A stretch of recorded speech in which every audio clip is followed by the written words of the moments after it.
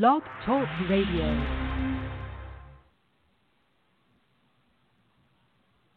Hello, everyone, and welcome to Twilight Epiphanies Talk Radio with Cindy Magnuson, and the show is about to begin. So, slow down, take a seat, put your feet up, and maybe take some notes, because this show is about you, it's for you, and it is designed to help you receive exactly what you need to be a happier and healthier you.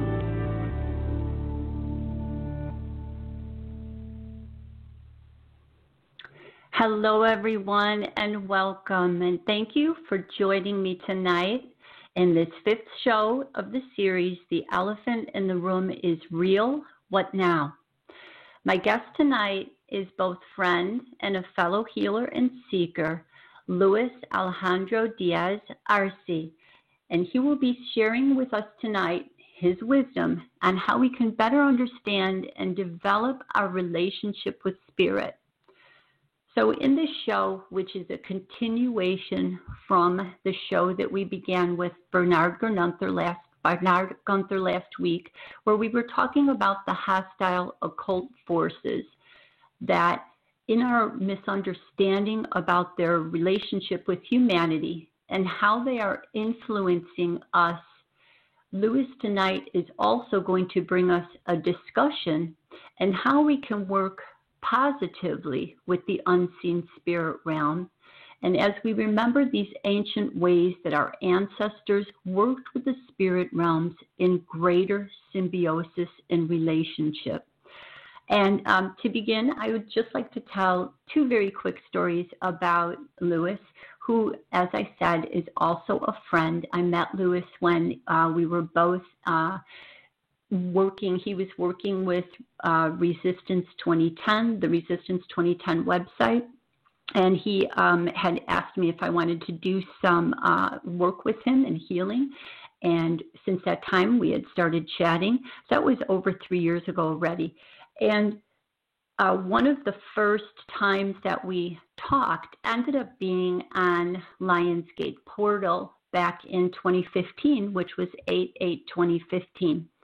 And I was new to the understanding about Lionsgate Portal, so that information was just slowly starting to float around on the internet. I was reading a little bit about it, but this night just happened to work out for us, and we inadvertently started talking at 8 o'clock in the evening, my time here, and we ended up talking until 4 o'clock in the morning, sharing knowledge, which was 8 hours time that we were talking. So when I went to sleep and woke up, I had dreamt about a lion, and the lion had come up from a garden bed, and it was laying at my back.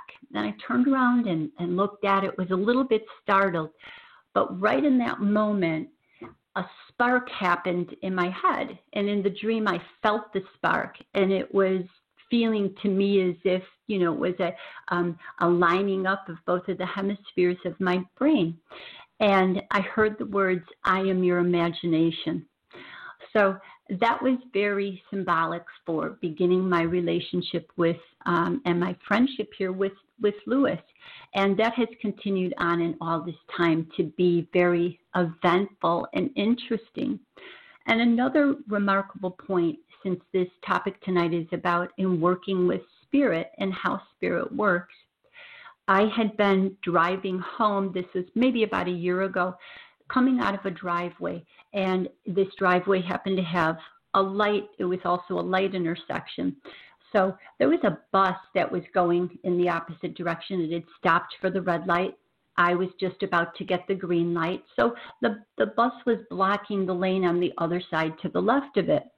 And right when the light turned green, I suddenly thought, I wonder if Luis has the time this weekend to chat, because we had been trying to arrange a time to have another, spiritual talk and share information with each other. And I hesitated for maybe 3, 4, 5 seconds. I thought, oh my gosh, okay, I better get going. And as soon as I moved forward, A car going 40 miles an hour came right from the other side of that bus. Never looked, would have absolutely T-boned me right then and there. So I was very close to home, just a couple minutes from home. I immediately sat down at my computer, and the first thing I was going to do was write to Lewis and tell him about this, what just happened.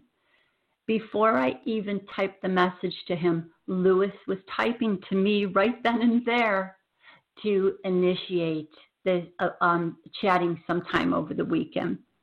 So you know your family, your tribe, when these types of soul, spirit, oversoul spirit levels begin to happen. So I am very cherished to have such a dear friend who had such a monumental space right then and there, because most certainly he was inspired to prompt me, and it gave me that little bit of a safe space there. So thank you again, Lewis, for that.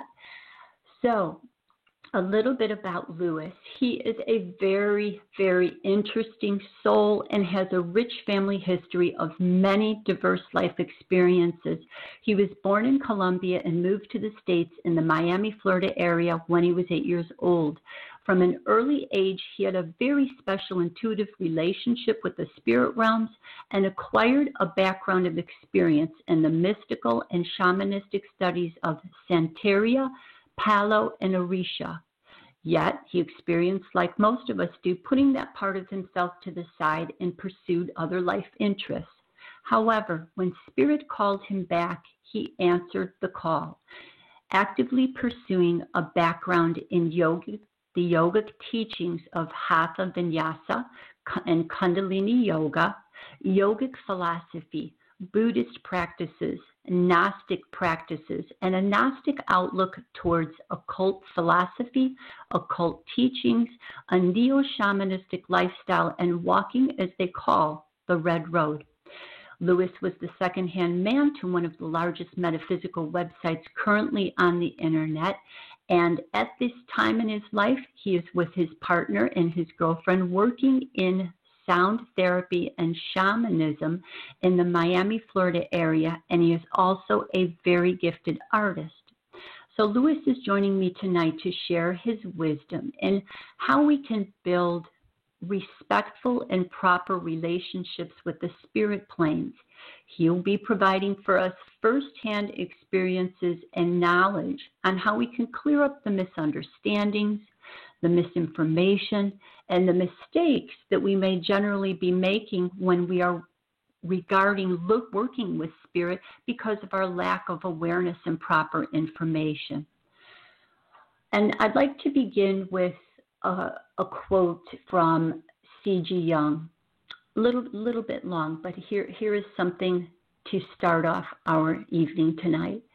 The connection between spirit and life is one of those problems involving factors of such complexity that we have to be on our guard lest we ourselves get caught in the net of words in which we seek to ensnare these great enigmas. For how can we bring into the orbit of our thought those limitless complexities of life, which we call spirit or life, unless we clothe them in verbal concepts, themselves mere counters of the intellect? The mistrust of verbal concepts, inconvenient as it is, nevertheless seems to me to be very much in place in speaking of fundamentals. Spirit and life are familiar enough words to us, very old acquaintances, in fact, pawns that for thousands of years have been pushed back and forth on the thinker's chessboard.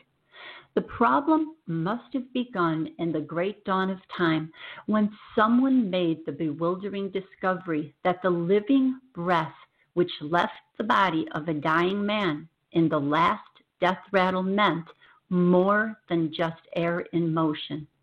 It can scarcely be an accident of onomatopoeic words like Rauk in Hebrew, Wuch in Arabic, Roho in Swahili, meaning spirit, no less clearly than pneuma in Greek and spiritus in Latin.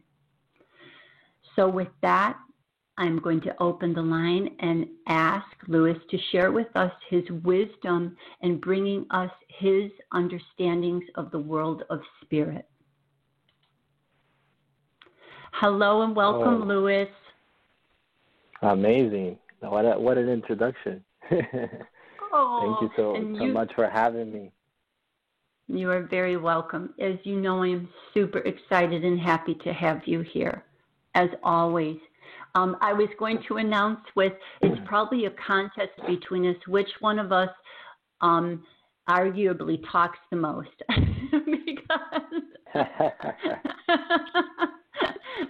sort of, and meaning that we both love sharing wisdom so much that in our conversations, Louis has to sometimes give me a time limit when we say we're going to talk for this much time, and either one of us will keep going. So on that note, Louis, we can go on forever. We can go on forever sometimes, yes. We have closely attempted, yes. I would love for you to share with the audience some of the highlights in your life that bring you here tonight to talk with us about spirit. What are the markers and the big points that have brought you to what you are now working in as a tantric perspective in your spiritual practices? Okay. Well, good day, everyone, and thank you for having me. This is an amazing moment, especially out here. I'm actually making this call out from the Redwoods in California. I've been spending some time here in a little hiatus, well needed this year. So I know it's been a little bit of a rough year for a lot of us, a lot of transformation going on with all these solar eclipses and, big full moons. So it's a pleasure, right? Coming off of this full moon, I'm feeling the energy is pretty intense lately. I couldn't sleep for like 5 days coming into this full moon. So kind of excited. And so I would like to say that what brought me to this level of understanding it was to pursue, at an infant state, in our infancy and within our consciousness. I would say my pursuit to know God. That was my driving force. So one situation basically led to the next, and finding miraculous men, like Gershov did, miraculous men and women along the way, and each unlocking each other and bringing this Kundalini alchemical experience, because basically that's what it is, So maybe we can go from that and we could take off together. Okay, wonderful. So my interest in talking about spirit, in having someone on for the first time, I always like to begin with the basics so that anyone who would like to go back in the sequence of shows can work with a unified understanding of the concepts that we're talking about. So what I find in the field is that I've probably heard 10 different descriptions of what the soul is.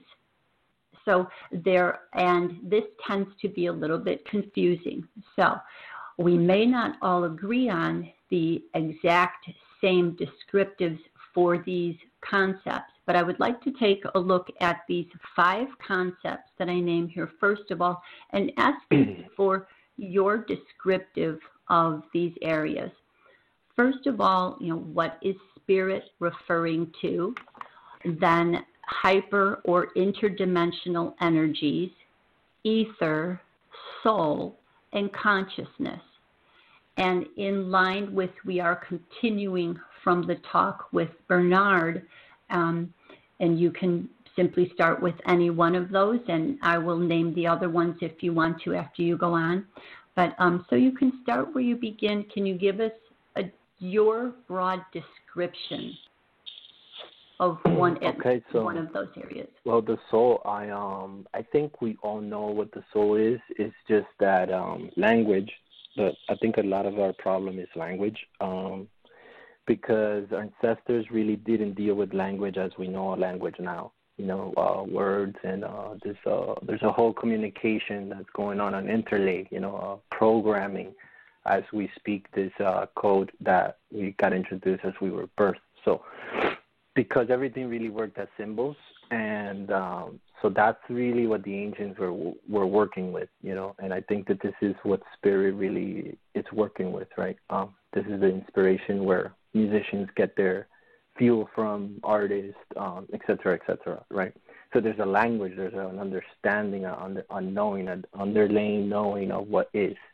Then there is your comprehension of your brain and everything you've been taught to this point. So to me, the soul is the everything, the all-knowing, the eternal. It's what allows you to tap into this, let's say, goggles, right? Observation, to see that all that is just nothing but a dream. And so you're playing out your dream for whatever the reason may be. But the soul is just here for experience. And so that's what you are. You're just that eternal understanding, that eternal knowing. And you get to feel a lot of that when you get into these higher states where on a biological level the Kundalini revs up so much that the spirit can come out of the body. And there you realize that you just are consciousness.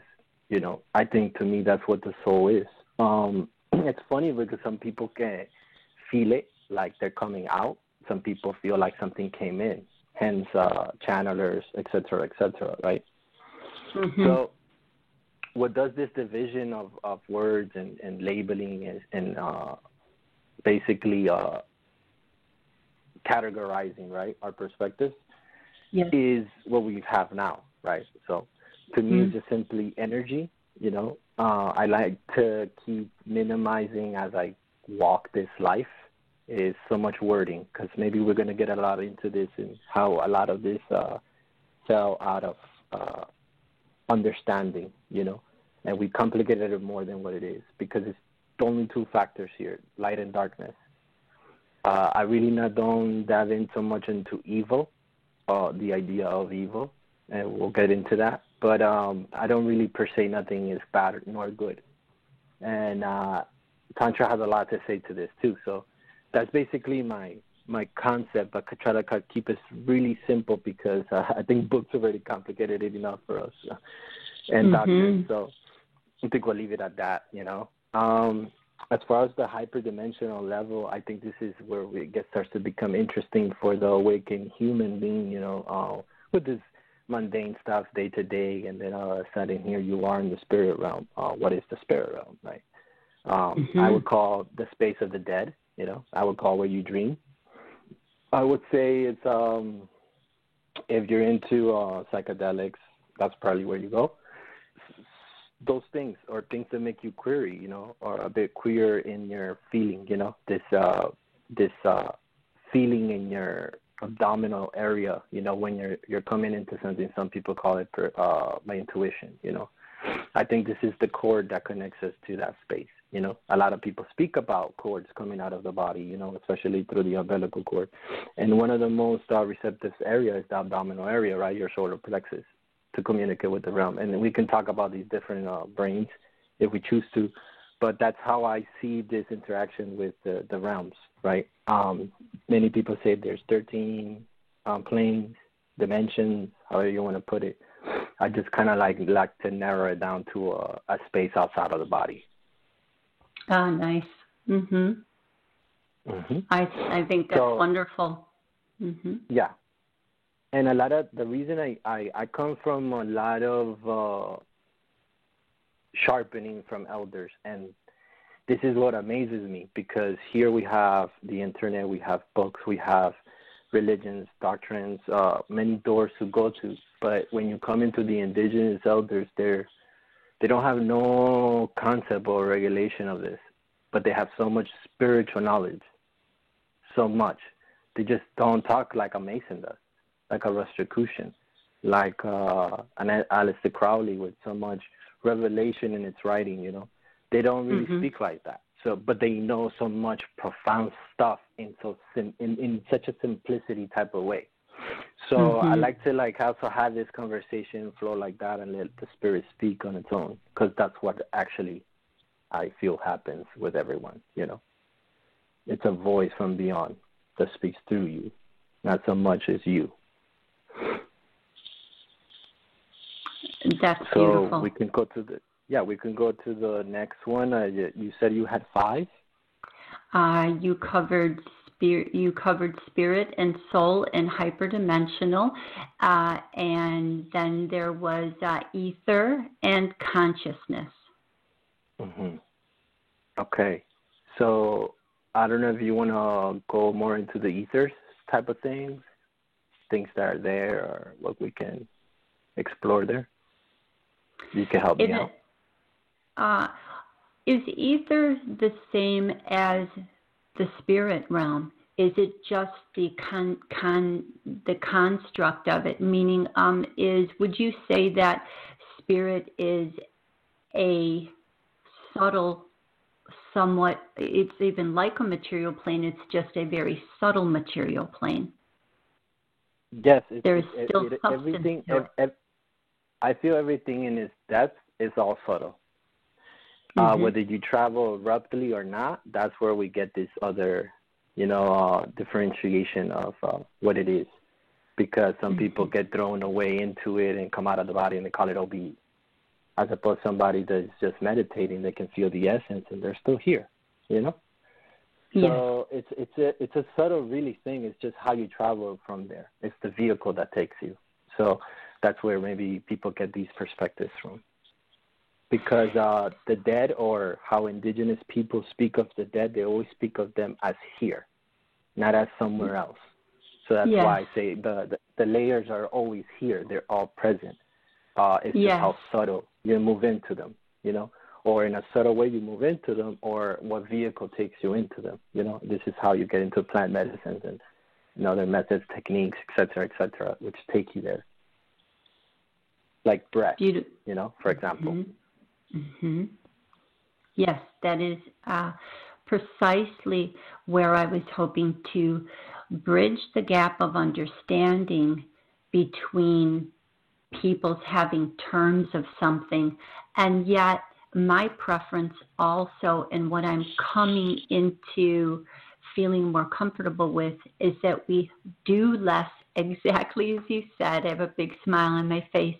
Less trying to define it and more attempting to simply feel it. And through observation and feeling, we can give it our definition, and that, of course, is what becomes the problem, because everyone has given that maybe a little bit different definition. And that is what I would like to help us to work to dispel a little bit tonight, as you were doing, because that is where the trouble comes in, where we become divided, and then the aspects of what's taking place in the world gets a little bit more out of balance at this time when we are more divided. So that is wonderful. There are different theories, of course, as to, someone like Dan Winter talks about how consciousness comes in at a certain level when there's phase conjugation happening. So there also is a physics principle that takes place in there. And again, I always go with to each his own, however someone wishes to interact with these planes.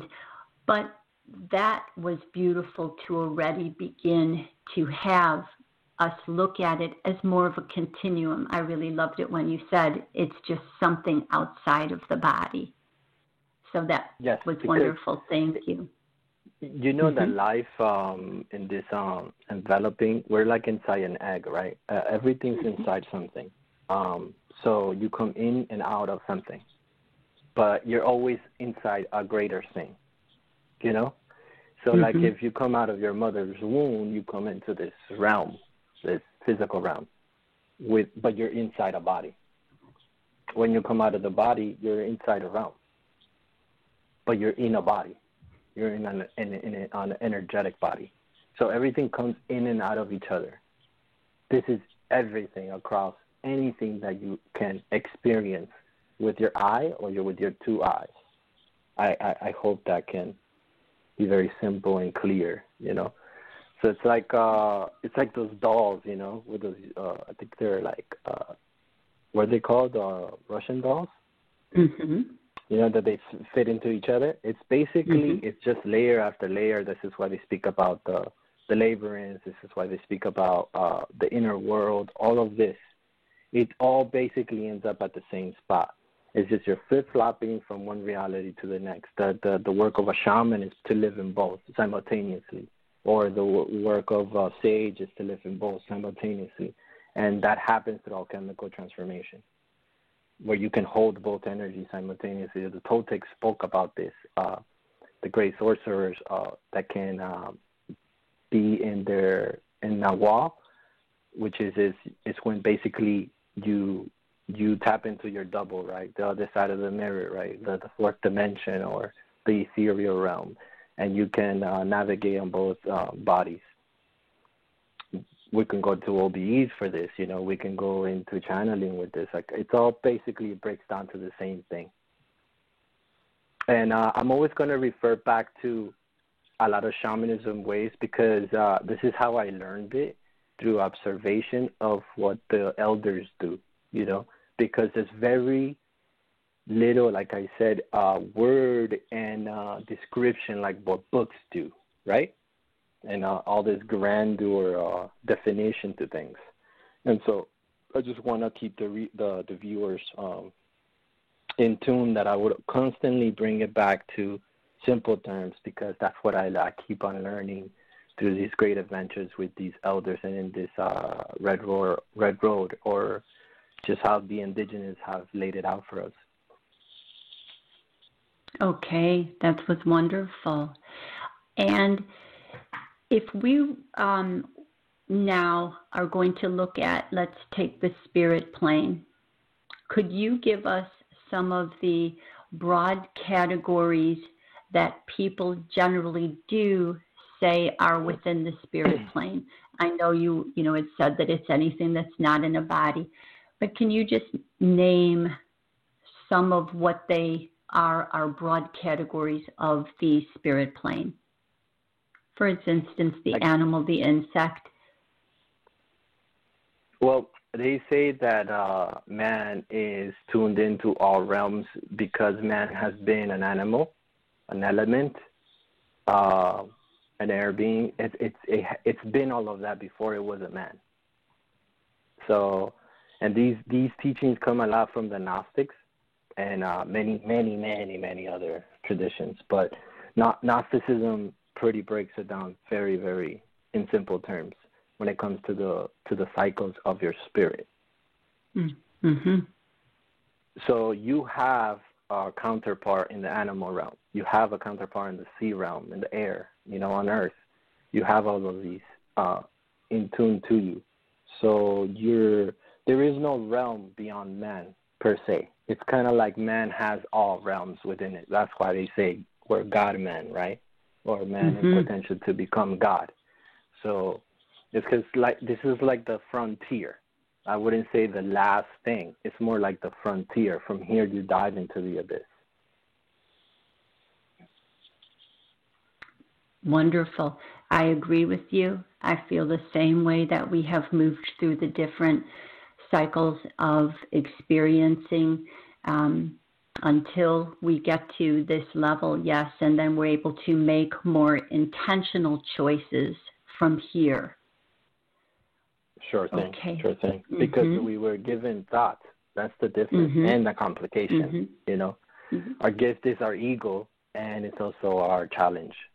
Yes. Which is also a lie. You see why it all gets back into the mind? Because it's just structure that man has done. But man without structure cannot basically get into alchemy or get into its own essence, God, soul, whatever you want to put it, So without, it's like without the chaos, you cannot have bliss. And it's something that Dan Winter can really tell you in physical form. He says that. He says that in the implosion and all of that. I love Dan Winter's work because he breaks it down in some like an electrical sense, and he has a background on that. So that's amazing. And that's the beauty about the creation and creator, that we are, that we have these different points of views to mirror it back. And that's how we're helping each other, because we all shine and learn from angles. Mm-hmm. Everyone is saying the same thing, just from their own way, you know. Mm-hmm. And that's the beautiful form. That's why there is no form, hence Tantra, right? But let's continue. Okay, thank you. Okay, and so instead of staying on that spirit space, I'm going to come back to that maybe a little bit later on and look at maybe some of the hierarchies that do exist within the spirit realm. That's kind of interesting in the nature spirits. But so as part of this purpose in also helping us to unite our ideas are that, let's say, for example, the people who might be in strict Christian beliefs have difficulty with opening up to other people's beliefs, especially in different cultures, because they've been taught that they're calling on negative spirits.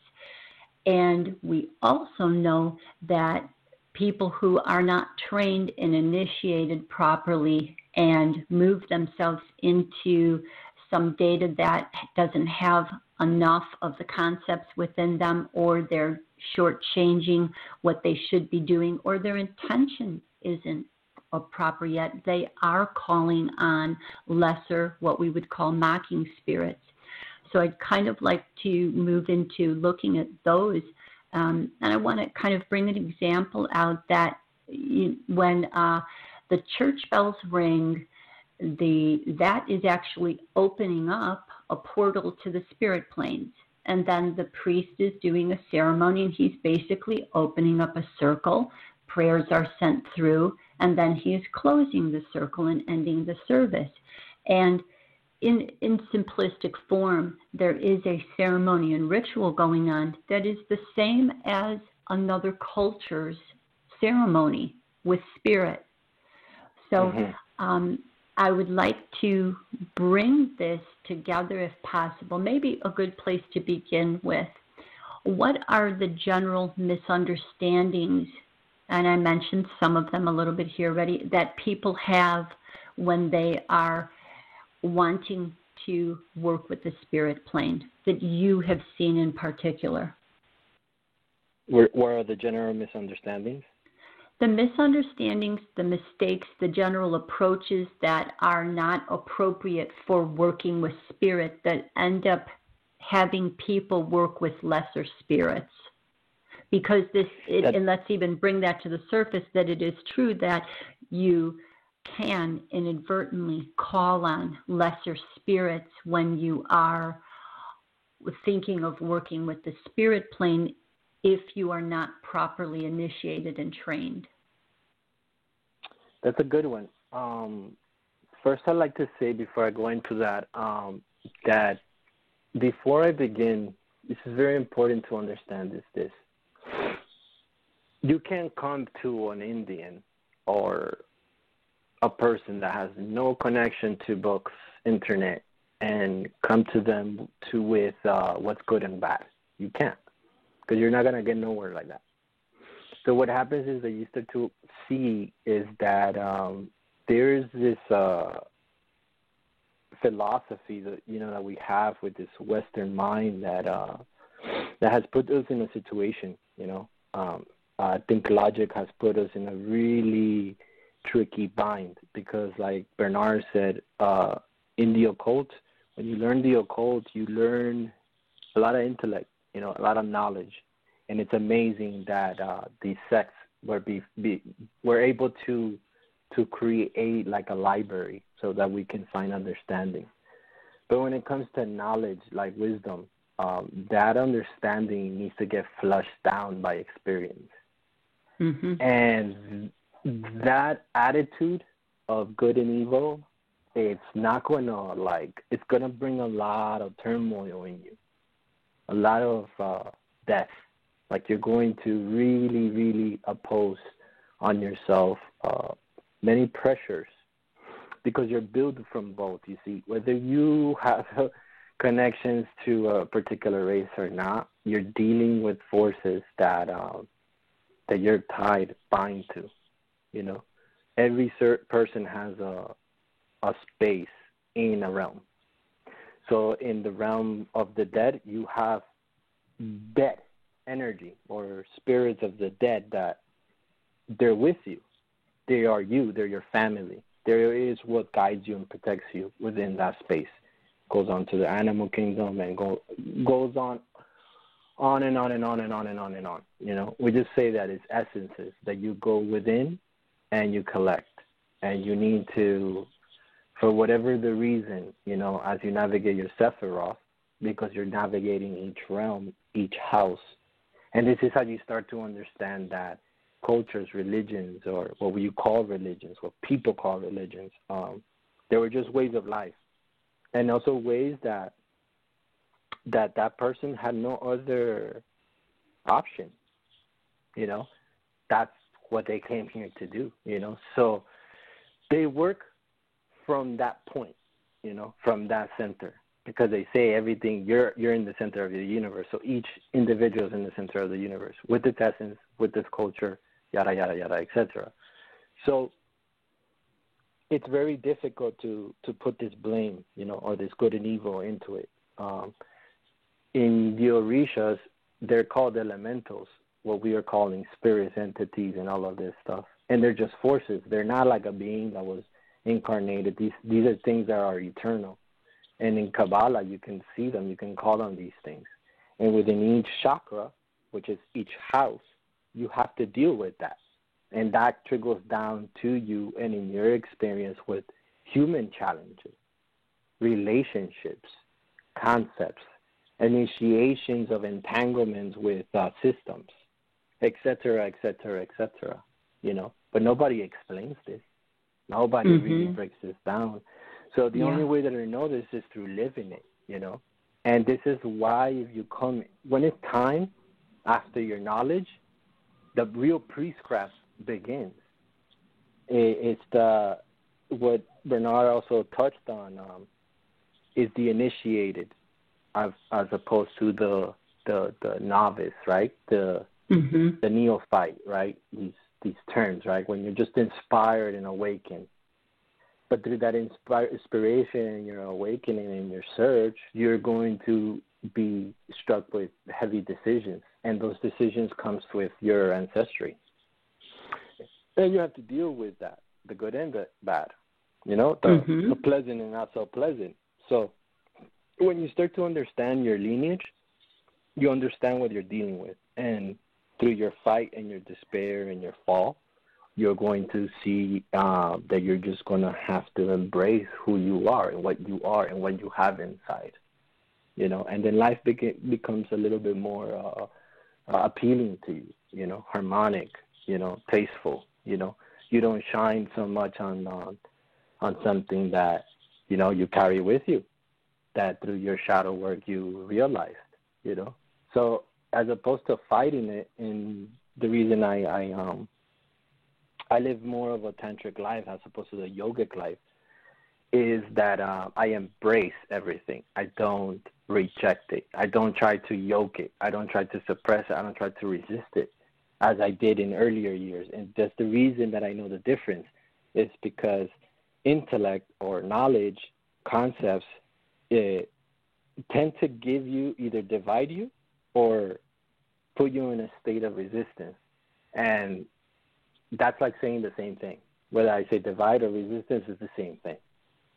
So when you want to begin to know, you best flow. But flowing is not your new age way of flowing. This is why it's very difficult to try to describe this to the non-initiated person, because they're thinking that, okay, so if I get an altar from this guy, or if I get a blessing from this school, which I paid X amount of dollars and they gave me the certificate, I'm initiated. No. Because the initiates don't do that. They don't deal with that. They'll deal with this in firsthand with spirit, through their dreams, and through this underlay frequency that, what I said earlier, that we're all obviously tapped into subtly, and we get presented. And through that presentation, we get choices. And through that choices, we have to make, at times, very critical choices, you know. And that sometimes coming to terms with what's with you. And for, let's say, the other people in the world, it's not pleasant, and for other people, it is, you know? This is why you can't come in the, I guess in the most adept way, all of that starts to minimize this blaming and pointing and categorizing, and we just start to see the difference, you know, in that approach. And we carry ourselves a little bit more quiet, mature, and willing to accept everything as it comes. And so with that, I think real spirituality actually lights up in somebody's life, and you get out of the exoteric and you start to move into the esoteric, which you don't really need anyone to explain that to you. You just really need to be brave enough to keep going through these initiations that for me, I believe are directly designed by your soul, you know, that essence that wants to experience that. Yes. Okay.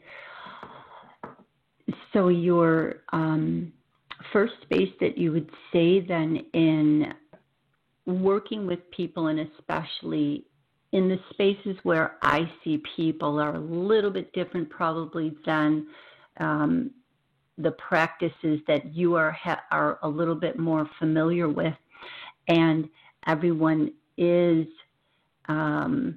looking for definitions and labeling, and it was the whole part of this foundation of this series is to break down those labeled differences so that we see the unifying substance between everything here.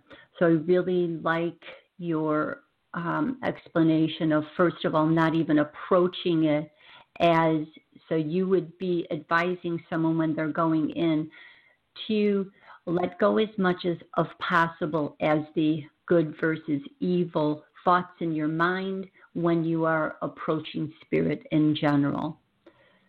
It's very difficult. I'm sorry to cut you there. I just want to say this. It's very difficult to explain this to somebody. I've had a lot of people come in and, want to ask a lot of different questions, and then all of a sudden I bring them to the medicine. Sometimes I probably have high hopes for them in the medicine. Sometimes it doesn't work out that way, but it just brings a lot more confusion. But I just think that people lack the experience of direct experience as opposed to experiences that get kind of generated by piggybacked perspectives that they have gathered from external sources, and they have basically created fuel to create phantoms, bogus concepts and ideas of what is, as opposed to, really walking it. Yes. Where people break is when pain comes. That's when people break. This is the difference between the world of the New Age world and those that keep going. As Bernard kind of mentioned, those that some people kind of just want a Band-Aid and come to somebody else for a quick fix, and then they don't want to do the work, And sadly to say, there's nothing in this world free, and you will pay somehow. More than likely, you'll pay with your essence because it's more valuable to the spirit, meaning your emotions, your energy, the struggle, because it's like life is watching. It's full of eyes. You can see that under any kind of psychedelic. You see a bunch of eyes. That's the mother. That's the womb. That's the abyss. It's watching. It's not like sitting there grading you. It's just you yourself. You got to be available. Are you courageous enough? Then it's presented. If it's not, then why would life put more fear in you? See, life is not here to trying to scare you. You scare yourself by your own bogus ideas and concepts that you keep on carrying. So medicine tends to lighten the way because you need to be purified. And that's why in the beginning when we were with Seven, a lot of the stuff that helped many was directly to take care of the body. But then look what it's become now. Diets everywhere, and people are fighting there in that realm. They just got stuck there. That was not the point, Yes. All this is silly because in paleo people, did they have this to differentiate and categorize like that? They didn't. They ate what was out there. Did that make them less spiritual, less healthier? it's all ridiculous. You see, it starts to become super ridiculous. Like, because you have to understand, like, if you didn't have computers, you have the system as it is. It would be just you and nature. So how do you going to deal with you and nature? You know, with whatever is around. You know, and through whatever is around, you're going to learn. You know, so whether you poisoned yourself or you fell off a cliff, that brought understanding to the tribe. So it's like, you see what I'm saying? Like, intellect is silly. The more that we can drop it, and the more that we can just live, and then life starts to really, like, open up, like a mother, like a lover, you know, in the sense like a woman.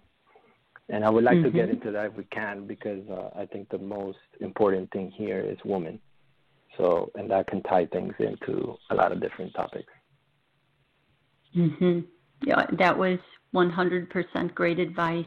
I completely agree with you, and also have a preference for letting go of the scripted modes that we get told we're supposed to move through. And unfortunately, then also the internet makes everyone, you know, a professional immediately if enough people are needing to hear that for whatever reason they need to hear or feel that. And I've observed exactly what you're saying, that it's a very lacking in spirituality space that's taking place, and with all this infighting, and totally unnecessary. That was beautiful advice. You spot on, and I think it was great for everyone to hear. I 100% again agree with observation. It's how I've learned everything I've done is, you know, hindsight and observation. You can have these beautiful philosophies and teachings, and then you have to live them. But, you know, I wanted to go back to what you were saying about approaching the spirit realm. And if you have a concept, like you were saying, of good and evil, and that there are bad spirits already, you are going to experience that. So even when I look at the infighting that's taking place, the infighting is part of those people's path already. So again, I even attempt to verify that I can observe it as being something that's out of balance. So I'm not going to agree with what's taking place there because I can see the imbalance. But at that same point, every follower who moves into that and is so blinded by this belief system that they don't see, they can't feel the truth of what's really taking place in there, they need that lesson for whatever it is, you know. And we, again, that's, you know, what Bernard was saying, there nothing's wrong with the world in that sense, and in the same thing that you're saying. And of course, yes, we I think it's great to move into the realm of, you know, the feminine right now and woman. I love what you said about the wounds. Again, I feel the same way about that. And and I want to put just a space of why we are speaking here tonight and helping is to unify us out of this the misapplication of our spiritual energies as best we can. So when you have experienced what you are speaking about and you express it across the airwaves like this, everyone is being seeded with those thought forms. They can go back and play that again. So I thank you for that, because living it and being it, you hold that activated frequency, that true DNA, you know, memory there. So that in itself is very appropriate to have let out like that. So please, yes, go ahead, and it's going to be a little over 10 minutes before I even take a commercial break here. So please feel free to begin with what you wanted to talk about regarding women. Okay. What I've learned, I guess, through this time, or the way I've experienced it, is in the beginning, I think I dealt with a lot of feminine energy in all kinds of forms. What I've always said is that I feel that Mother has initiated me first.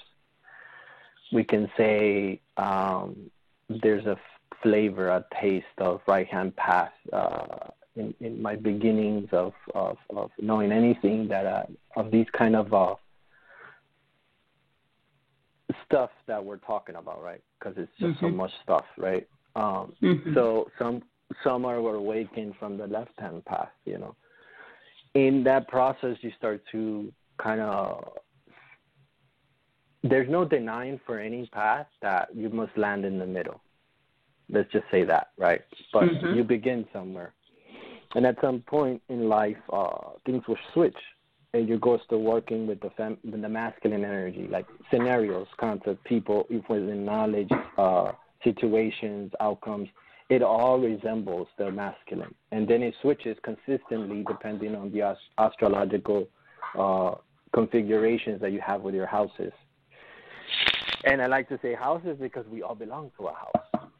You see this in Santeria and Palo in the darker arts because they follow houses. And through those houses, they follow obedience. And through obedience, you really come into the form of what spirituality is, or clairvoyance. And then you can see the differentiation from someone that's really working from a spiritual standpoint than from a technical standpoint. Because sometimes when we're trained by somebody, we're very technical, mechanical. When we open our occult faculties, we're coming, basically, we're giving all the instructions on the present moment. We don't have a way of treating someone, right? We consult, and by being obedient, we do exactly what we were shown and told. So do you blame that person for working with that kind of energy, or the person that channeled that energy? Is that the blame is to put on them and say, okay, they're working with some dark arts, and this is where it starts to get funny, because the more you learn, the more wiser you get, and then, or the more stupid you get, you know. And you have to know that you're both, because the very smart is equally as very stupid, because you just have a lot of stupidity when you're so intellect with your wording. You know, you're just so precise with how you have it all figured out. It's a very dangerous part, you know. It's very, very dangerous. Yes. That's why, like, the Fool, it's supreme in the tarot, because the Fool just jumps right in. But we've been a fool many times, and will continue to be. But then at one point, you're also wise, or you're always wise. But at some point, where do you sit in the middle? And you have to start to navigate every situation like that.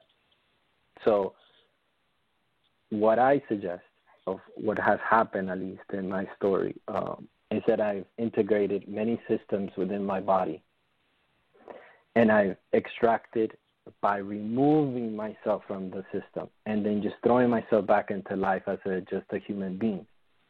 You know, even consuming behavioral attitudes and ways of doing that, let's say, in the past I did, like in the Matrix, unawakened past. The reason I've done this by coincidence, and I've done this purposely. And I'll say that because you kind of have to unwind from your climb of the mountain, and you have to go down the ladder. And so you gotta, it's like, I think I love this part that Bernard said, as far up you go, you have to be equally going the opposite direction. So that's how hard you're going to fall. And only then are you going to really see your power, meaning like your true ability of what you came here to do. And this takes a lot of persistence and not giving up along the way with the trials and tribulations that you're put by spirit, you know. Now, usually the challenges are very aggressive, very, very aggressive. I think this year has been very aggressive for men. For example, in an astrological sense, it's been very transformational for men. And what's coming, literally with this moon, is going to be very transformational for women. And this is not women like physical women. This is the woman inside every being in the world, you know. Mm-hmm. And this is how we calibrate our ship, right, our body. But we're also calibrating the house of God, because it's all of these Sephiroth have to get into balance. Sometimes you're within one Sephiroth, balancing all the other ones by the issues that you're going through in your current life at that particular moment. You know, but imagine you write this. Imagine you have a following of disciples explaining them this. You'll be no different than the confusion that we're trying to get ourselves out of. This is why this whole pursuit of trying to explain things has to cease, in a sense, right? In a sense. Mm-hmm. Mm-hmm. And it's more, we need to be the example dreamers painting a new dream, or a sorcerer, right? A magician, and just have the observers, and who are ready to take on that journey, they take it on. So we're not going to wake up the world. That's like, you got to leave that complete out of the way. You just take those few people that, you know, that can really see, that have eyes to see, ears to hear, et cetera, et cetera. And that's where I'm more interested. I know that many people are probably listening to this, and like many other scholars out there, that's where they're really coming into terms. And a lot of people are, you know, following into their own groups of people and talking to those people, and that's how it begins. But I really stay out of the realm of the masses, because I can see it. You know, you can smell it in all of these great people that have come before us, and how they advance in their teaching. Only when you can hold such a light is when you can deal with such a mass amount of people. But we're out of the age of the guru, right? And I believe we're going to have this very strong pocket of catalysts.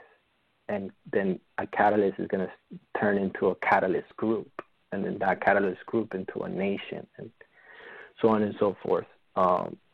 But we're going to minimize the wording, and we're going to maximize more on the feeling and on the doing. The fruits of the Creator are going to be shown in the magic that you can produce, because that's what magic is. It's just creation.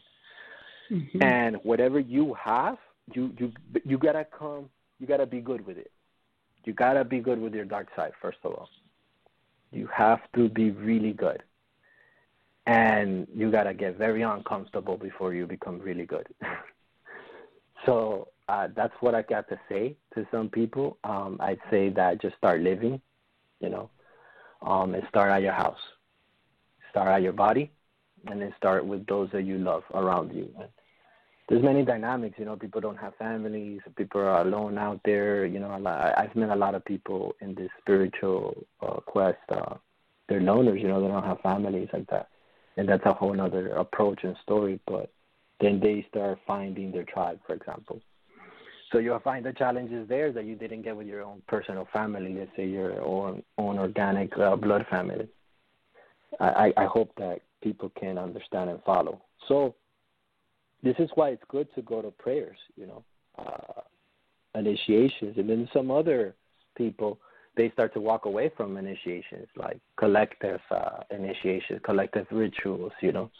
And I find that many people that have done that for a while are stepping into that power, you know, what the dreams bring, what the realms with your own connection, you know. This is what makes, for example, in Palo, the difference between a real sorcerer who can talk to the dead as opposed to somebody that just knows how to do trabajos, like they basically know how to work the sigils, because it is a technique, it's a science. Everything has a technique and a science. But beyond that, there is a mystical part. And that mystical part is only earned through your own endeavor and dedication, through your own struggle with yourself, you know, the way that you deal with life, the way that you deal with anger, the way that you deal with what someone did to you, you know. Yeah. What are you going to be? Mm-hmm. You know, you're going to continue to be the duality, or you're going to continue to push forward. It's not something better. It's not like something good or more highly evolved. It's just you will see. It's a decision you make, you know, like what we're doing here. We could decide to do what a lot of people done and create a sect, for example. Or what we could do is just stop it altogether, you know, and then very few are going to get on board. and those who are gonna get on board. In my point of view, the way we handle things over here, we work at it from the shamanic level. You know, we work at it from we take people into journeys, for example, and then they follow a whole entire design, you know, and that design you can say is tainted just because I believe everything is tainted. There is nothing tainted, but you gotta, I'm okay with it, for example. I'm okay with my shamanic path. I'm okay with my muertos and my ancestors. I don't have a struggle with them, you know. So there's different phases a spiritual person needs to come to terms with before priesthood, right? I'm just giving it a word. If you really want to know, like you really want to step into that, then just a few things within yourself you have to come to terms, and that's, you know, there's no time for that. You know, that's only telling on your own development. Another thing that I see out in the community, and I would love to touch on it, is this age thing. You know, you cannot be a spoken anything like young. You know, you see a lot of young. It's an amazing. It's an amazing thing that the existence, the mystery does, right? Because you see the young 22-year-old with such power. Let's name it an Aries, right? Because Aries are so impulsive, right? But that's how they're built, and then that gives courage to those like late bloomers that you got to be who you are. But then you have to have also compassion for that burning fire that likes to burn through everything and then learns the hard way, you know? So there's a lot of it funny out there. But it is, but it's funny how it's teaching the viewer and the doer. You see? Exactly. No one's going to go empty-handed without the lesson, you know?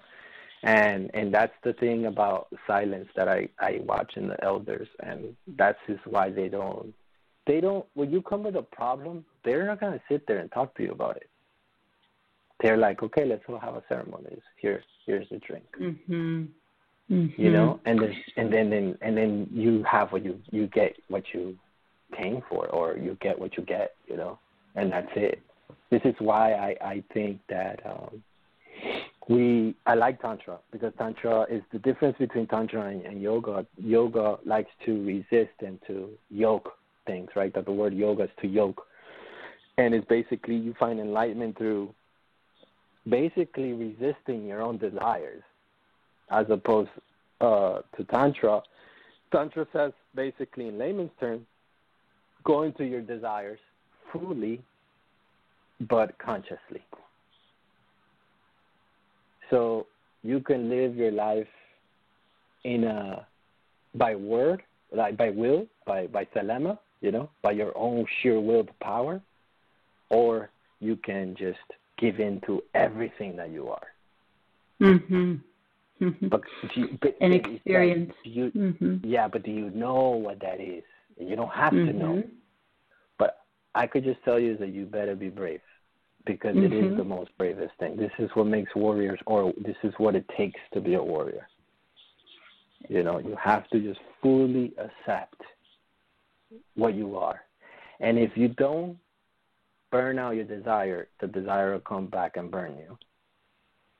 So there's exercises to this, right? There's ways to go about this. It's not like, okay, I decided to kill somebody, I'm going to go kill somebody. You know, it's not like it works like that. But you path will show you. The same orderly house will show you. You know, the same things that guard you will guide you on how to approach things.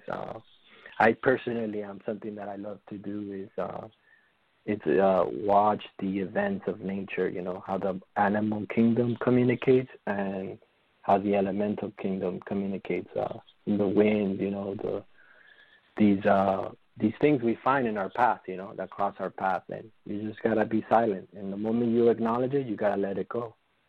You just let it go, you know, and beautiful gifts come out of that, you know, beautiful gifts come out of that. Very good. Well, we will pick up more on that when we come back from a commercial break here. So we'll take about a little under 3 minutes here, and we will start off there where you left off. Okay? Okay. I'll take a quick break here. Okay. Feminine Frequency Radio Network hosts shows 7 days a week. Call in to listen live 929-477-1183 and dial 1 to connect to the studio to ask a question, or listen online via blogtalkradio.com/Feminine Frequency Radio Network.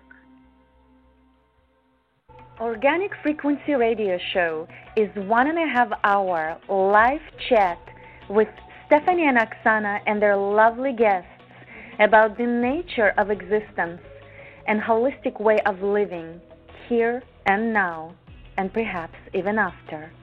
Join us every Monday at 6:30 p.m. Pacific Time. Call-in number to listen live is 929-477-1183, and to ask a question, press 1 to connect to the studio. Our guests share their stories and walking path of their healing, along with services that they have developed and packaged for the rest of the world to experience and benefit from. We're here to hold a space for an exchange of experiences for the purpose of evolvement and expansion of consciousness. Hello and welcome. You are now entering the corridors of Twilight Epiphanies Talk Radio with your host, Cindy Magnuson, premiering Thursday evenings, 7 to 8:30 p.m. Central Standard Time on Feminine Frequency Radio Network. You are invited on a talk radio journey to the center of self. Join us as Cindy guides you, the listeners, in sensory and perception upgrades where revelations and golden epiphanies pierce the veils of illusion. Don't miss this opportunity for your next dose of Twilight Epiphanies. Hello, everyone, and welcome back again. We are continuing this 5th show with Luis Diaz. And hello, Luis, are you back with us? Yes, I am. Okay. I just wanted to say that, you were talking before about no matter what path you begin, we have to go back to the center. And that's very much a part of what I have, especially within the last year's time, been working very hard with. And two things I did want to say. I'm not sure if it was Bernard who had made that statement about when you are rising on the path, you are equally going down in the opposite direction. So it's never just one direction. I had heard Seven Bomar say that once before.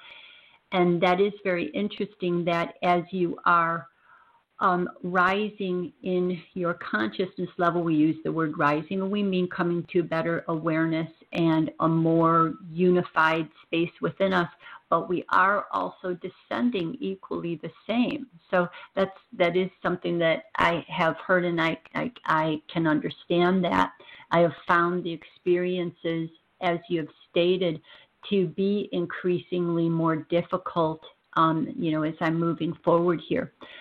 Recently, I'd had a dream where I'd walked into a big room, and there were people all lined sitting at a table, and there were two big circles at the ends of each of these tables, this one table. And I walked into it towards the table, but I went to the center of the table, and in the center of the table on each side, it was curved inward, and I sat there. And it was one of the happiest dreams of confirmation for me on what I am working on, which I find very difficult, to stay in that center place, that frame of mind that you were talking about, where we are not judgmental on even these other spaces that we may relate to, our pitfalls and areas that people move into, that we can observe we have moved from, but we always have to remember that we moved from it because we experienced it already. And but I find that what happens inside me is that it's not for a wrong reason that I'm always wanting to judge. It's for a safety reason. It's our natural tendency, you know, a maternal and a paternal feeling, in that it is hard for me sometimes to see people being persuaded by misinformation. And I still know that I have to accept that. I have to learn to be okay with that, as you're saying. I have to be okay with the world as it is. And yet there is a way to express these areas that people can get cornered in and stuck in, but still it serves their purpose. And of course, we're talking tonight because our hearts are concerned with, for me, I work with a genetic ancestral line that, it's interesting as you're speaking, but I do not have a set of elders. And it almost makes me emotional when I was thinking about it, when you were speaking about it. I have friends that I speak with and learn from and share with, but I literally do not have a set of elders that, because of I went through Christianity and have, you know, moved forward from that, kept what I love about it and moved forward. But there aren't those people that I've studied with particularly, and I'm noting in myself that I am slowly needing to refine myself to become that elder space, you know, as I approach this time frame in my life. So I wanted to then just say that, yes, it is not an easy place, but we are here and noting these other spaces because we have experienced them. So we can't discount people from experiencing these other routes wherever they have to dismantle and explore their own relationship with spirit. You were going to continue on. I know you had talked about Kundalini and alchemy earlier, but would you like to finish off where you were, what you were talking about before we went to the commercial break? We could move into this next, I guess, this space, connecting Tantra and sexual force. I think if I say that, Tantra, it's not I don't like that connotation and just make it about sex, but we're going to talk a little bit about sex in Tantra, and I want to go into the woman and this power, because I think it's all steaming up to this faith, you know, even Earth as a woman, or Sophia, however you want to put it, is waking up, and she's coming into her full form. And this is Kali Yuga, this is, many Medusa, many forms, right? Of this being that we're inside of, and how she is terrifyingly scary at her full form. But I'm going to explain how that looks in a relationship. Yeah? Yes, please do. Okay. Relationships, I think, are very important, and I'm pretty much being schooled very profoundly, and I guess this is when I came to this notion. In what happens with these interaction, man and woman, especially in sexual form, man should really be here to assist woman in empowering herself. You know, and this is gonna like rub a lot of adepts in the wrong way sometimes. Some don't see it like that, some see it like that. And it's okay, you know. That's what we have, you know. I'm a believer in polyamory, you know, having multiple lovers, and I see that there's other paths that are completely the opposite, you know, to be with one lover. I don't like to pick a side because I see the power in all of it.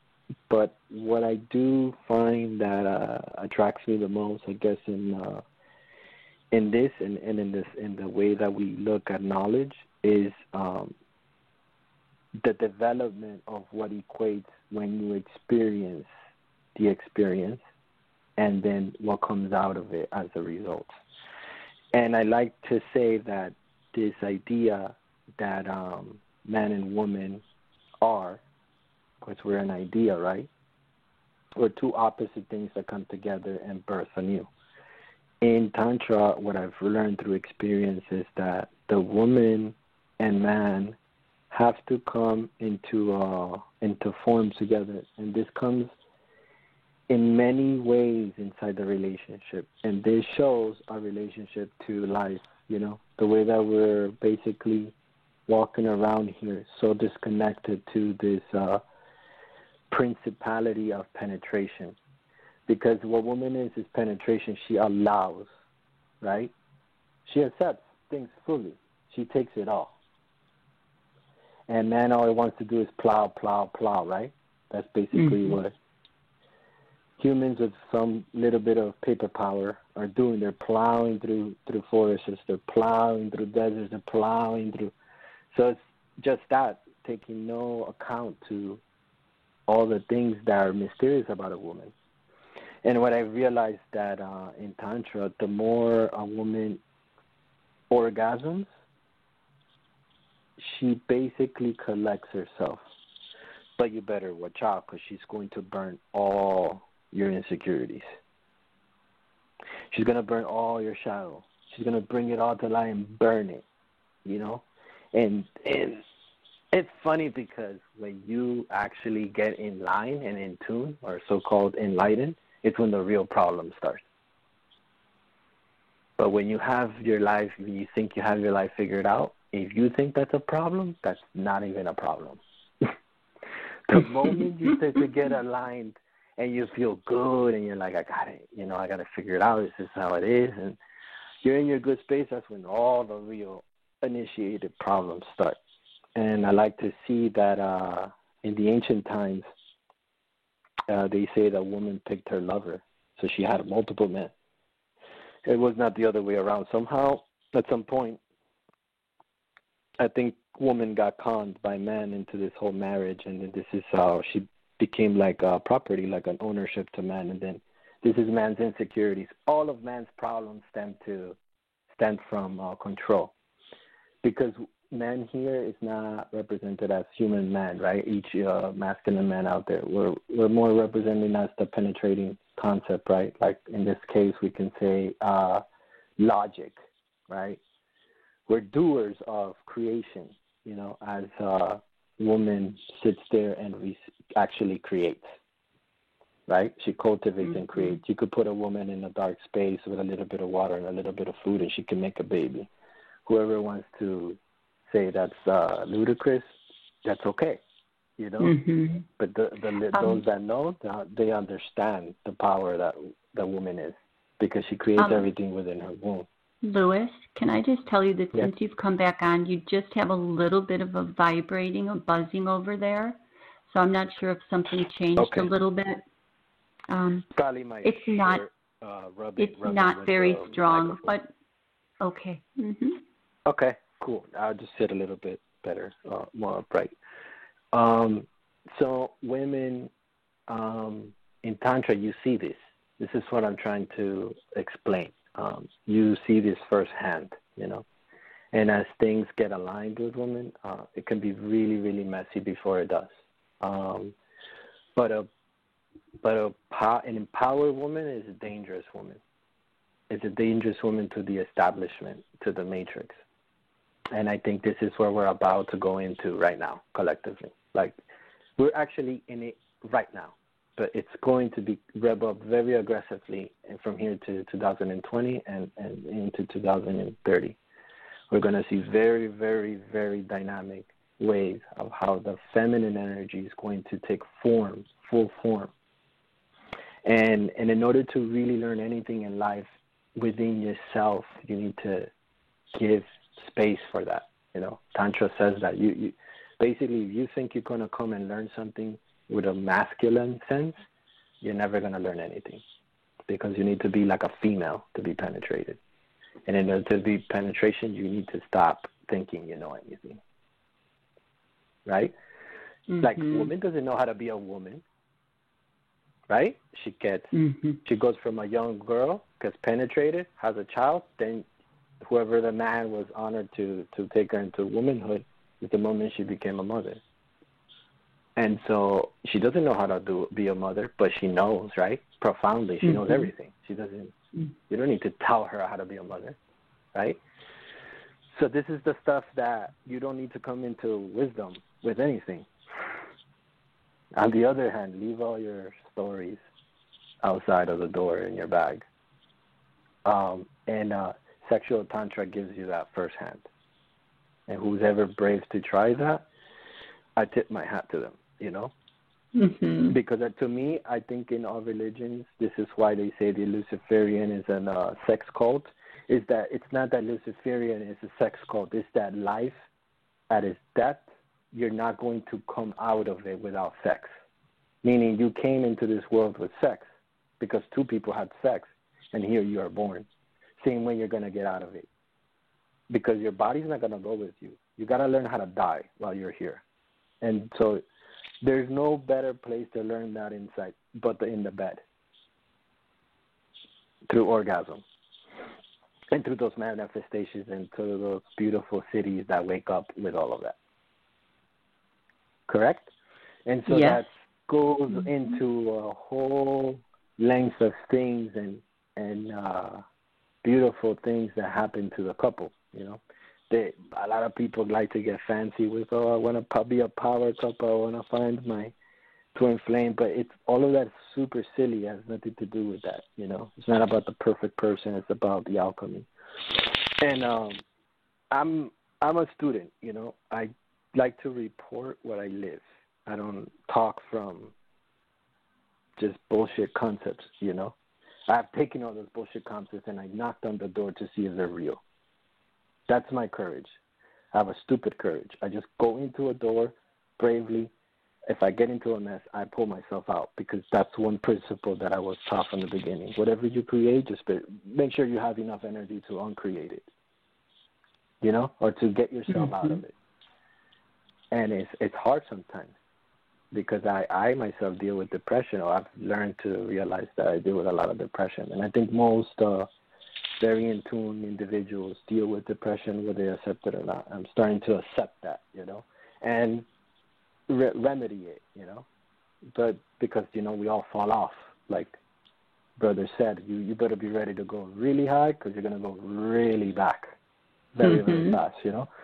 So it's just that whole concept. But with the woman, I find that man has a hard trouble giving way to her. You know, he has a very hard trouble giving way. And what Tantra does to the man is that it brings the man into a divinity state, an instrument, you know. Basically, we got to sharpen men. You know, life is sharpening men to become a good instrument, you know, clear.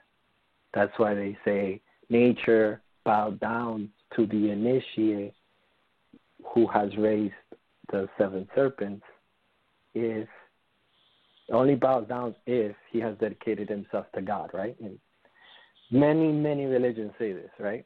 And so what they're saying is that matter will completely bow down because in that sense, he's just an instrument. He is no longer the entity that he thinks he is, you know? And then woman houses the energy. And therefore, there you have the Trinity. You don't have to have a physical child. It's just what you guys produce is the third principle. And that's where you have the energy. You both go through a death, you know. There is no longer Mary or Jesus, right? Or let's say Joseph, right? And then here is the child, Jesus, and whatever that is, it could be your work of art, your, I don't know, you have a child, you have a business, I don't know, whatever it is that you both create, you know? And that's how this stuff comes about, and that's where the real magic begins.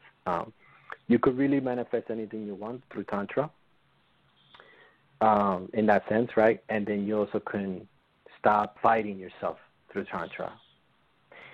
like Osho said a long time ago, and it always stuck with me, and I never understood it, but I'm understanding it now because I think in one way or the other, it's always happening. But to be personal in my life, I feel like it's going on very, very profoundly right now in my life, you know. And what's going on is that death, you know, that death that occurs with the ego to move out the way, you know, so that this cup can get filled. And when the cup gets filled, then you can be like the sun. Then you can shine. You can rate what this consciousness has put into this vessel, this cup. And there is a lot of dark things going on inside a man that have to do with the mother. And this could be your physical mother or the earth. In this sense, there's a lot of initiate beings that have played a very important role. You know, more than others is probably a dark role in why the earth even came here. It's funny because a lot of scholars that speak about other scholars, more than likely, they're the ones that taught that scholar the knowledge in another time frame. They probably even wrote it down. You see? The thing doesn't, we're not going to go nowhere. We're just the same story, rehashing and healing and transforming, you know? So that's the whole beauty and magic that I find in Tantra, and how that relates to life is that I realized that these 112 techniques and principles that Shiva and Devi, which is the masculine principle of Shakti, the feminine principle of Shakti. Diva has a conversation with Shiva. Devi has a conversation with Shiva, and she asks them questions. She's her consort, right? So the female energy is having a conversation with the masculine energy, and she's asking these questions. The masculine energy never gives answers, but gives technique. Hence why I say that once the masculine energy has been completely purified, you're just that. You're just an instrument. You're not here practically to teach. You're here to dish out the command, per se, right? But it's hard to understand for, like, this is very difficult for left-hand path people, extremely difficult. But they speak about in the Kabbalah how, like, you cannot get to the crown. You cannot get to the seat of God until you basically flip-flop into the right-hand path. There's many different terminologies of how we can go about it, but I'm not really trying to go into the occult. But in the alchemical transformation, you can see it within your own being. You can see it within if you put it to the test. Now, that doesn't make you any more special or more enlightened. You just can see that these techniques, they're universal. They're not. You cannot add nothing to it. You cannot take nothing from it.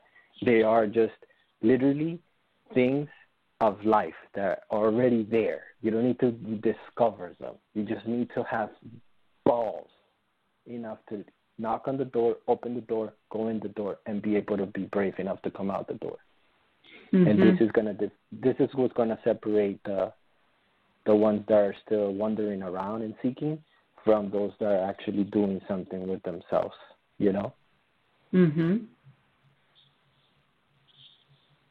I don't know if you want to open up into other things, but. Well, that would be up to you. If you would like to continue on, as I was saying earlier, we do have a 2-hour slot, but whatever is easiest for you here. You touched on, of course, a lot of the topics that we wanted to bring up already. The other areas that I was thinking of is, they talk about your practices that you have experienced with Santeria, Palo, and Orisha would have sometimes other cultures or religious beliefs looking at them as being inappropriate because they are calling on spirits in certain ways. And so in regards to sometimes what they say about spirit in traps of agreement, so entrapments, how do you feel about entrapments, that term that people talk about in regards to people inadvertently getting spirits attached to them and them not understanding what's taking place, what they're agreeing to. But that's the part of their path, though. That's the thing. You can't intervene with that, and it has to be so, and that's how they're going to learn. And so, like, it's for me, it's very difficult because I don't. You know how many things I've been in my body, and it just is. Mm-hmm. Like, I don't run around, I'm possessed, and maybe I am. But who cares? Everybody's possessed. I mean, you're possessed with your own spirit, and everything that comes with you. So it's like it's like a silly thing. I'm always just into the piercing right through it and moving forward with what you already have presented. This is what the hand you were given, then play it fully. It's literally a switch, and you can actually have a better life. Like, who am I to go and talk down onto someone that was bred into Palo? And I've honestly met people that work in dark arts, and they're exceptional human beings. Mm-hmm. I've seen that people that work with, like, lighter things, and they're assholes. They're just really, really shitty human beings. Yes. So what's better? Mm-hmm. Mm-hmm. You know what I mean? Like, I'm not here to say that the person that I'm saying right now is a shitty human being, that they're bad. Mm-hmm. I simply don't want to relate with them, but I can go and sit down and have a great time and have awesome conversations. It doesn't mean I need to do the rituals of this Palo person, but I can gain so much perspective and so much knowledge, and I have, by just having associations with that and understanding what happened in my childhood. But I don't disrespect the path or call it like negative or this is. I just understand it by a force. Actually, what they do is a profound thing. When it was very simple when I saw it that way. It's basically, in order to catapult yourself all the way to the top of higher energies, because higher energies don't come down into matter. They just don't. They vibrate high. They're overtones. It's like in music, they're overtones. There's just tones that fly on a higher plane. They don't equate the ability to come into lower energy. So you basically summons the lower energy to send yourself up. And there's a lot of people that do this. It's just like in the movie that depicted it very well was in that Marvel movie where the guy's like a magician sorcerer, Dr. What was his name? Strange? Yeah, Dr. Strange. When he realizes his teacher, what the teacher was doing was she was basically pulling energy from the black sun to fight evil. And this is what I find with these people, that they were inherited. This is what they were destined to be born into, and they have to play their role. And it's better that you are happy with with what you got than walking around beating yourself for who you are. And how can you ever love someone? How can you ever really assist someone and help someone when you're not even fine with who you are? Mm-hmm. You see, it's almost like dangerous to be a practitioner and not be okay with who you are. Because you're living a facade and you're spreading a facade, and you're probably better doing better work for people with you accepting everything you come with, good or bad. Mm-hmm. You're actually going to be, because that's what the existence wants. It just wants you to assist. They're not trying to be like, oh, well, you need to be a good person, because that's irrelevant to the collective. What's relevant to you is that you have these forces. You're in a paradox. How are you going to live in a happy medium in peace, because peace is only found inside? How are you going to live your life like that so that you can have a blossoming life and you could be successful at many things?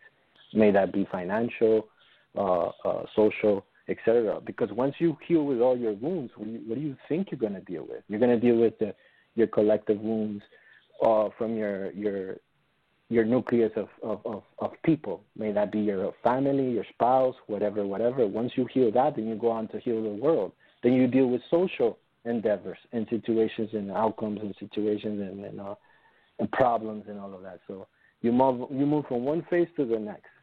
The things that were internal no longer phase you because you got them in order, and then you have to deal now with family issues. And this goes on until later years. This is why I say, I don't know, it's kind of silly following a 22-year-old, you know, when it still takes like a couple of years just to even understand a little bit, you know? Yes. It's just silly, you know, it's silly. And I think the ultimate teacher is just your experience. There's tools, though. And I like to say that the tools that I have found, like to calibrate ancestral energies, is like family constellations. To understand your mechanics, there's human design. To just understand the way energy collectively moves, just learn astrology, you know? And then if you need to like help yourself to make decisions, if you just don't know how to follow your authority, that's what the tarot is there for. And after you don't need to use the tarot, there's your authority. Everything is already there. It's just who's going to make it clear. I mean, I'm not here to make it clear, but I am here to shed that light that the stuff is there. But first, you need to come to terms with yourself, you know. And then those things, one thing leads to the next. And it's simple. It's all technique. Then after, it's life. Now you have to apply all of that. And then you have to deal with all the mess you make with it. Because you got to make a mess first. Because how are you going to be clean if you don't know what it is to be out of order? You know? And that's why the card that follows the Fool is the Magician. You know? You first, you go on your seeking, and then you lay out your tools. And then you're going to make a little bit of a mess, but it's okay.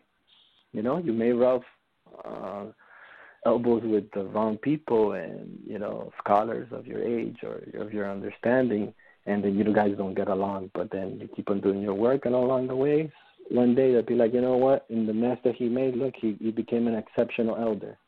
You know, nobody here is perfect. Ain't no one a saint, you know. And there is no saints that are devils. It's just what are you going to do with your tools? What are you going to do with what's given to you? And you better pay homage to your ancestors. You should be very obedient to the things that are with you. They're with you for a good reason. I've seen that are miraculous. That I've seen a very negative person, what society would say a negative person, and this person is like a hero, you know, in that moment, you know, of what that person can do. And he would not have been that person if he would have not been in that stasis of life that the creation designed for that individual, you know. And in the society sense form, they would call him, you know, a necromancer, you know.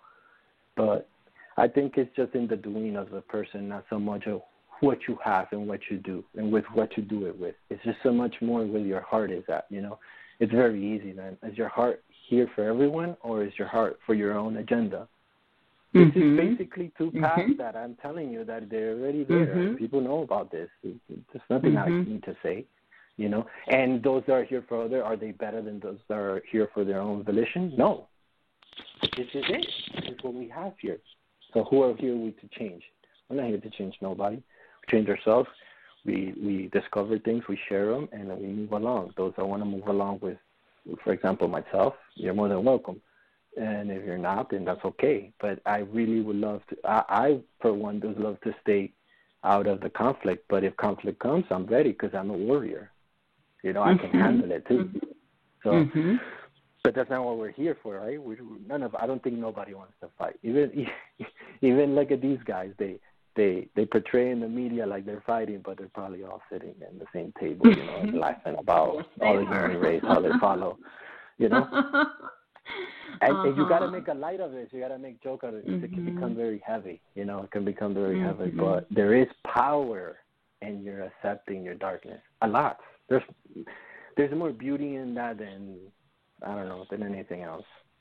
Then you can carry along very lightly with what supports you at your roots, you know? Yeah. Thank you. That felt very good and was very precisely what I was looking for. I have, posted on my website and my feelings about the stories about the beginning of time. And in my opinion, it was the when they say the shadows on the cave wall, I almost look at someone being in a womb and looking outward and being apprehensive about the next realm. And there's that, it's an act of imagination. It's an act of the first fear. And then over time, we have just given more and more power over to and more, super demon powers. We've granted the super demon powers into these spaces with, in my opinion, our acts of imagination and our fears. And I can touch a little bit about that in a ceremonial type of way, how this presents itself. If you give me a quick break, I can go to the bathroom real quick and I can kind of sharpen that up. Okay, most certainly. Yes, we will. I will put you on hold and then we'll do a commercial and we'll come back, everyone, okay? Okay. All right. Okay, everyone, we will just run to a quick commercial break here and give Louis some time, and we will be back in about 2.5 minutes. Feminine Frequency Radio Network hosts shows 7 days a week. Call in to listen live 929-477-1183 and dial 1 to connect to the studio to ask a question. Or listen online via blogtalkradio.com/Feminine Frequency Radio Network. Organic Frequency Radio Show is 1.5 hour live chat with Stephanie and Oksana and their lovely guests about the nature of existence and holistic way of living here and now, and perhaps even after. Join us every Monday at 6:30 p.m. Pacific Time. Call-in number to listen live is 929-477-1183, and to ask a question, press 1 to connect to the studio. Our guests share their stories and walking path of their healing, along with services that they have developed and packaged for the rest of the world to experience and benefit from. We're here to hold a space for an exchange of experiences for the purpose of evolvement and expansion of consciousness.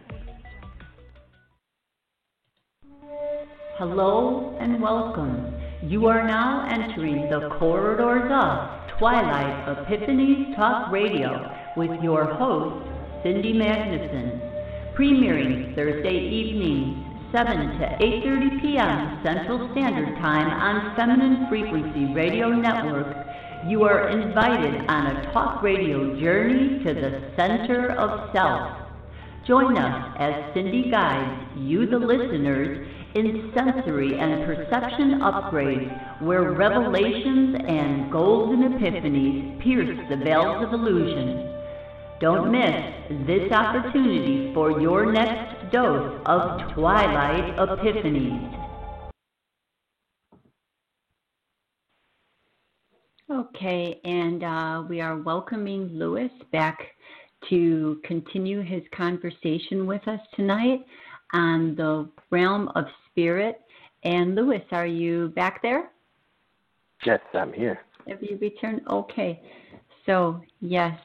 Please feel free to continue. We have 15 more minutes here, and you're welcome to, complete at any time you would like to, or go on until 9 o'clock. So.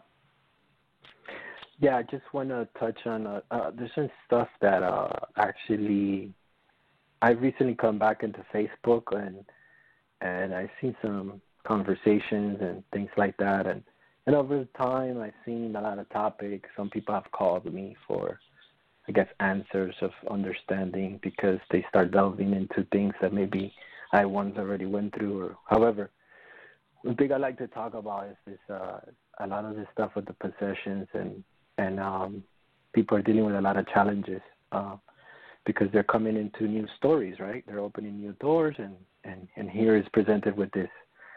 So in the realm of the medicine and this cultural promotion to use psychedelic plants or anything psychedelic, whether it's synthetic or comes from nature, we have to understand something maturely. Sometimes things are not the way that we imagined them. And we need to accept that the creation finds its way, however it is, by all means, to get to you. And so however your story was, it's okay. It's what you do with it after. It's what matters.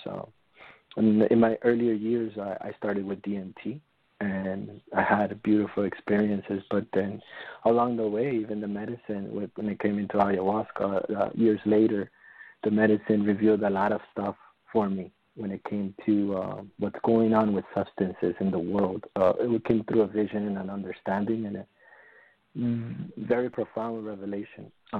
Now, until a few years after that, is that I started to get more into the science of the shamanism, right, and what spirits and how they work and how all this is come about. And there was something very interesting that was showed by an elder, and he had an experience years after. I mean, imagine this man has learned the ways and walks it the best way possible, and he was invited to a festival. And there was people, the medicine, and they shared with him like an acid. It's a stamp, right? It's like a acid, it's LSD, you know. Mm-hmm. And he took it and he had a really horrible experience. And then another elder told him that he should never do these things because he can really find a complication for himself. So then he tells me that the reason is because a lot of these substances doesn't have a protective spirit with it. Mm-hmm. And one thing that ayahuasca has, it has this protective spirit with it. And so people are going to say, yeah, but I know people that have had horrible experiences, this and that. You have to understand that everybody comes with their baggage. So every experience on a shamanic level, not necessarily is to, more than likely, it has nothing to do with the plant. It has everything to do with what they bring, you know, and what they got to deal with, you know. They got to clean their own mess. Nobody's going to come and clean it for you, you know. So you're opening the door to your enlightenment, right? Well, you got to pay your dues, etc. But when it comes to this use that I see a lot of people using this stuff, is I just want to make them aware that these abrupt ways getting into these realms, especially speaking with DMT, is that you come into a space without a protective shield. Ayahuasca has this spirit that they call it in the jungle, maybe just in Colombia, ambil. And this spirit is kind of like a sour essence that basically, it's like a warrior essence, and it shields you when you come into that realm.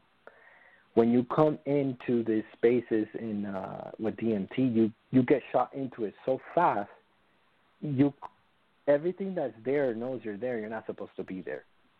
Mm-hmm. And in ceremonial sense and in other senses, you know, there are stories. They speak about these arrows or these swords or the stabbing, and then people have like this pain on their back, may that be in the back shoulder, on their spine. And usually this is when something has attached themselves to you. And this is the dangerous part about what's going on with all the flirtatiousness of the new age. Everybody's flirting with something.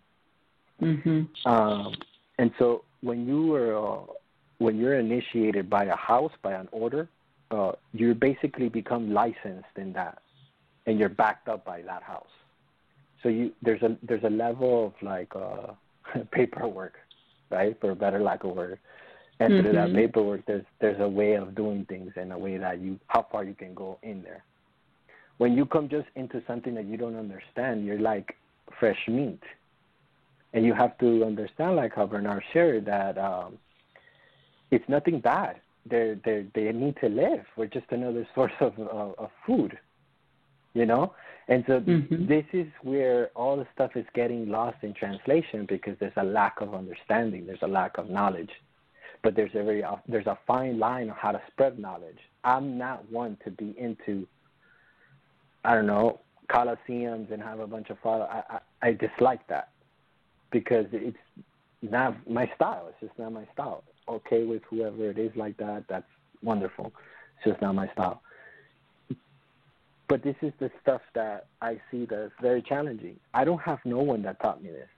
I have a lot of people that gave me gifts, but I learned this along the way, and I put the pieces together, you know, and I'm like, wow, no wonder I dealt with this for so long, and that was this in association with this. This is how I came about it, and this came out when I met this guy, and he did this to me, and then this is how I piece it all together, you know?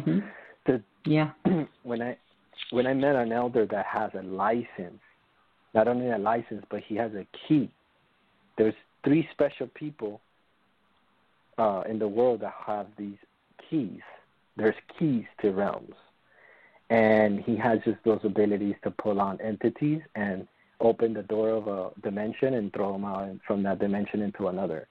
That's a skill. That's a dawn. That's a city. That the individual is born with it. You know, it's an honor to meet someone with such a caliber. And then someone that's young is going to come with a different caliber of whatever it is, you know? We are yet to see it. So every human being has a special something. It just happens to be I came in the hands of this special person, and they removed those things from my head and from my stomach. And that issue I had on my back ceased to be, and he told me it was because you had this, and that. And through another story, I met another guy, and he broke down something that was going on within my the realm of my, you would call your brain, right? Your intellect, your consciousness flows. There was a war going on there between the masculine side and the feminine side. Basically, my energies were at war, or were chasing each other, and I wouldn't come out of the whatever it is, a cycle that I was in, you know? And that was the spell, you know? But no one did that spell to me. I did it. Yes. So how did I do it? That he didn't want to explain to me, because and then you go into the fear, and then you go into this whole blaming yourself. So what's the point? The point is that he gave me the tools to get myself out of it.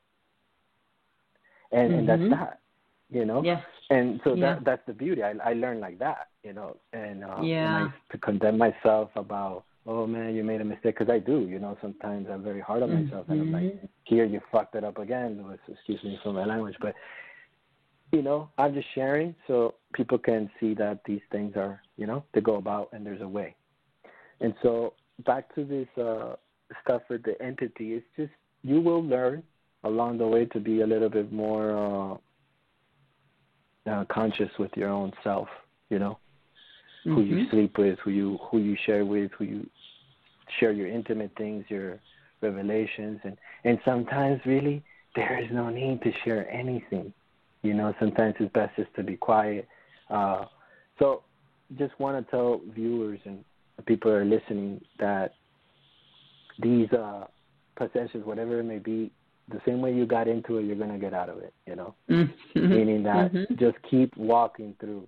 And there are techniques, you know, this is not a conversation for showing every method and technique that can help a person. I think a lot of people here are very into their path, you know, they know what it is to cleanse their body.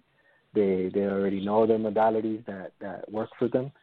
But in the science of shamanism, it's very important to be guided, you know, and be with a licensed person, you know. And no one can tell you what that is. If somebody walks around calling themselves a shaman, hey, that's what they call themselves. I've seen the best shamans of shamans call themselves nothing, you know. And here they're really helping people, but they're backed by a whole lineage. You know, there's they have their spirits, and there's a gang of other spirits. I mean, you're talking about, these are nations. These are cultures. This is the root from where we're coming from, you know. And these things are here. They're here. You know, they didn't go nowhere. They're here with us. And there should be a very wise approach on this path of shamanism, especially with the medicine. So I tell people, really stay away of creating, open these spaces, man, without really not knowing what it is you're doing, And if you do it, you're okay. You're just one of those that like to learn like that. And it's okay. And it's okay.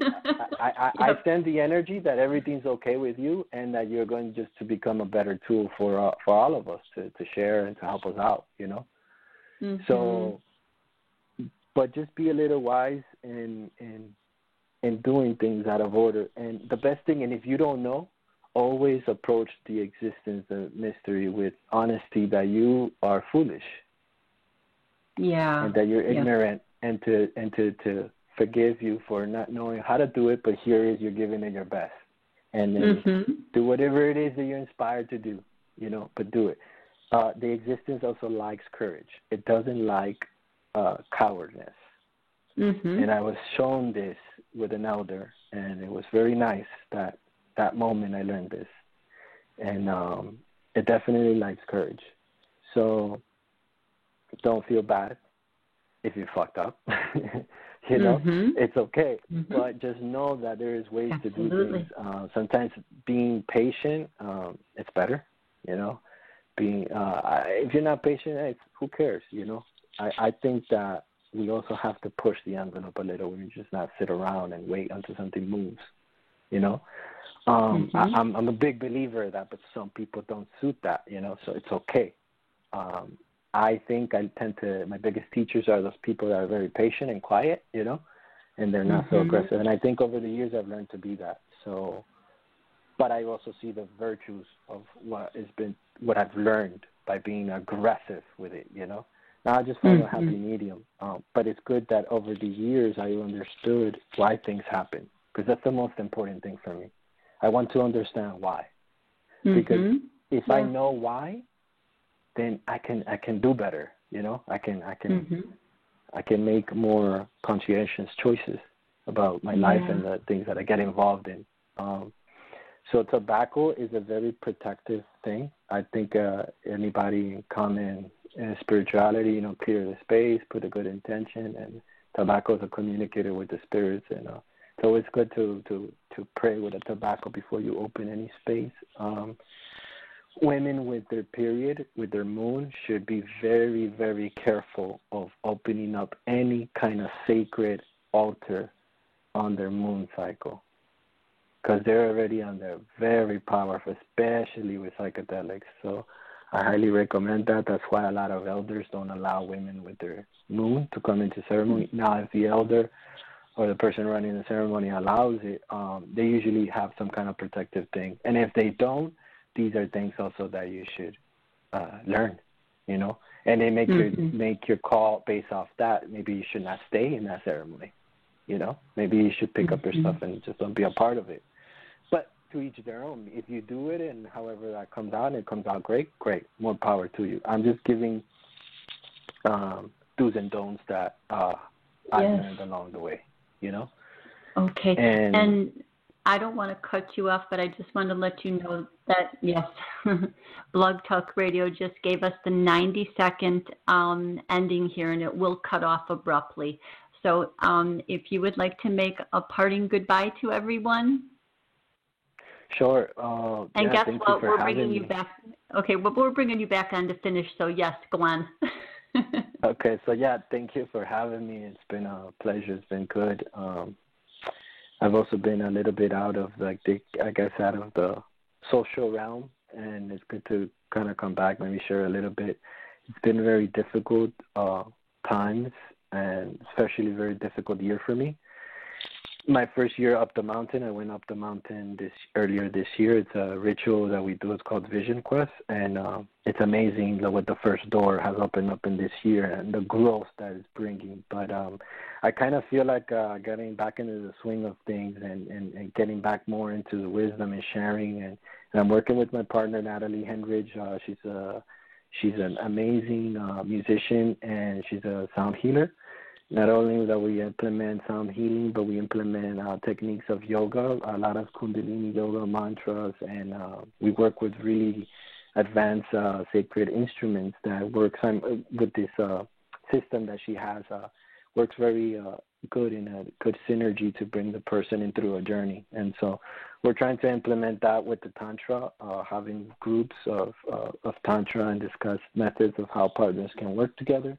And we're working with children, challenged children with any kind of challenge, a lot of autism children, and see this music stuff, the frequencies can help them. Sometimes kids that never say anything, and all of a sudden they sing her goodbye song, and no one hasn't been able to get them to do that, and it's nothing that she's doing, it's just the frequency, you elevate. That's just what I was talking about. You got to bring the energy up. So we're working, we're also, praying that the Spirit also aligns things for us, and the life is more abundant, not only for us, but for those around us, and that we can bring more wholeness to everyone. So, yeah, we're working on this. And I'm still in the medicine, and I keep walking it and learning and sharing. So maybe we can talk deeper about other things. You can catch a lot of our stuff on Instagram. My wife's website is called spiritdummies.com. You can get a lot of information about her there. I don't have a website. I'm kind of like helping her advance and basically bring this product, right? This combination of techniques and methods into one journey, and maybe we're going to do retreats, we might do workshops. So it's going to be really interesting because it's something to do, and it brings a lot of love into our relationship and unity.